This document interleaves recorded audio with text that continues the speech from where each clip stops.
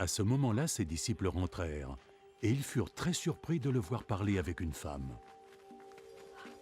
Pourtant, aucun n'osa demander « Que lui veux-tu » ou « Pourquoi parles-tu avec elle ?» Alors la femme laissa sa cruche d'eau et retourna à la ville. Va vite au puits.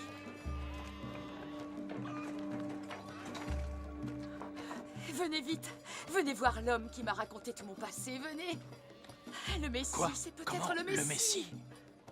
Ils sortirent donc de la ville et vinrent à la rencontre de Jésus.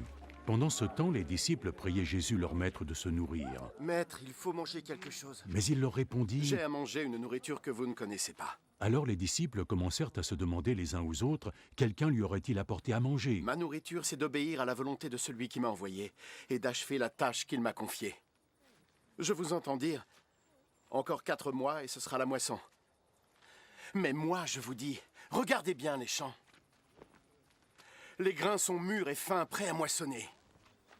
Celui qui moissonne reçoit son salaire et récolte les grains pour la vie éternelle. Alors celui qui sème et celui qui récolte se réjouissent ensemble. Il est vrai le proverbe qui dit « Quand l'un sème, l'autre moissonne ». Je vous ai envoyé moissonner dans un de ces champs où vous n'avez pas travaillé. D'autres y ont travaillé. Et vous profitez de leur travail. Beaucoup de Samaritains de cette ville ont cru Jésus, parce que la femme leur avait dit « Il m'a raconté tout mon passé ». Ainsi, lorsque les Samaritains arrivèrent auprès de lui, ils le prièrent de demeurer chez eux, et Jésus y séjourna 2 jours.